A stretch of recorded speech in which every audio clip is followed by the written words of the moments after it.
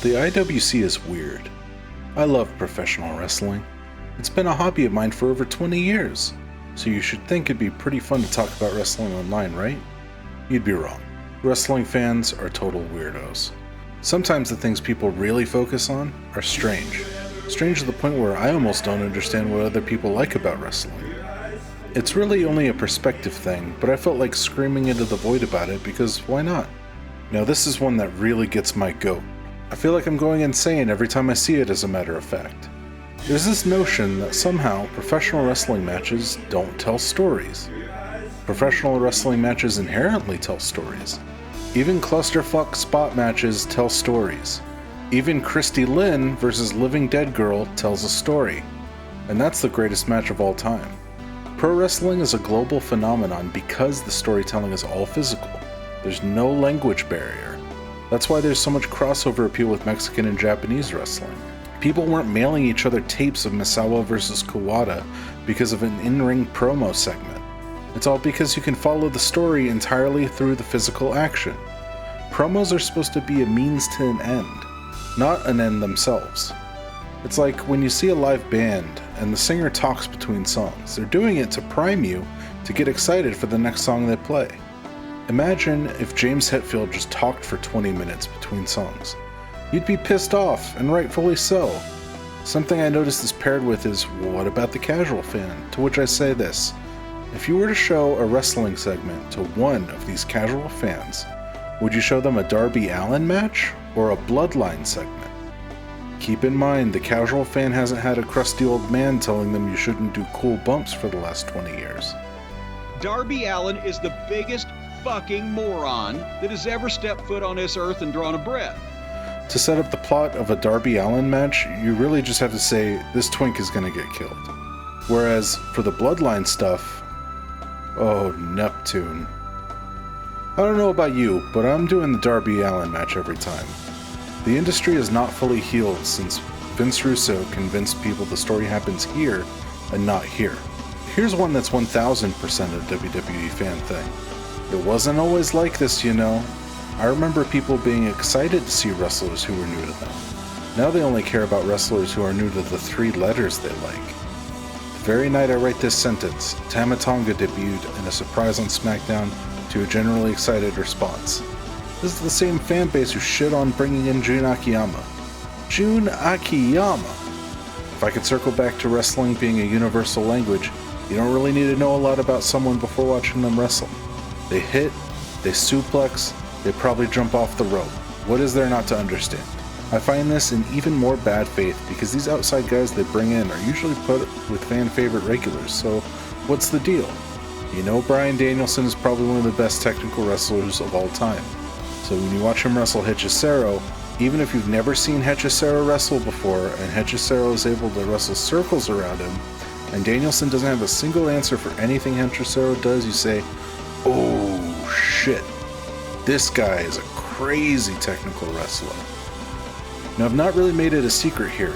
I watch AEW primarily and other stuff when I can. I don't watch WWE at all. I'd love to get more actively into CMLL and a Joshi promotion of some kind, either Stardom or TJPW probably. The point is, I like AEW, but if I felt fucked with too often as a viewer, I'd simply hit the bricks. And they've come close. There's a lot of stuff from late last year that was real bad. The Devil Angle especially. A lot of people think it fell apart when Adam Cole got hurt at Grand Slam, but really, the Adam Cole and MJF pairing stunk from the start. The very week I write this sentence, they came dangerously close to bait and switching a match between Samoa Joe and Dustin Rhodes, and that very nearly pissed me off. I like the medium. I'm not married to a company. I'd love for everyone to like wrestling.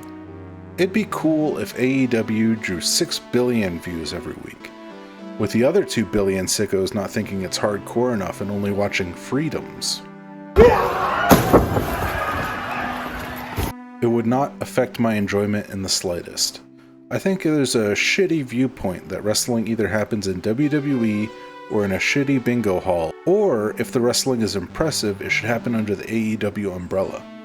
I disagree with both of these. Tony Khan buying Ring of Honor prolonged its life, but I've been seeing people saying Tony Khan should buy this company or that company, or whatever, But that wouldn't be good for the medium. That would just make another monopoly.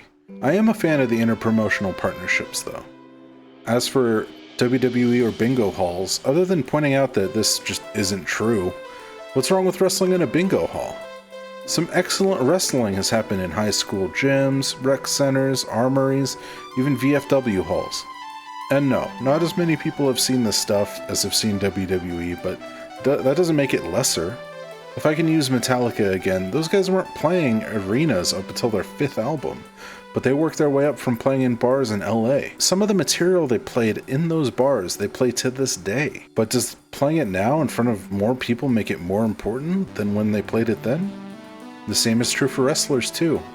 Bryan Danielson, AJ Styles, Samoa Joe, Kevin Owens, Jon Moxley, Sami Zayn, Ricochet, Adam Cole, I could truly go on forever, all had rich, storied careers before stepping foot in WWE, or AEW, or even afterwards. I think you're really missing out if you just want to write these eras off as not important just because it's not happening in a major promotion. The very day I write this sentence, I saw someone posting about a Joshi show that happened outside, surrounded by blooming cherry blossoms. Look at this!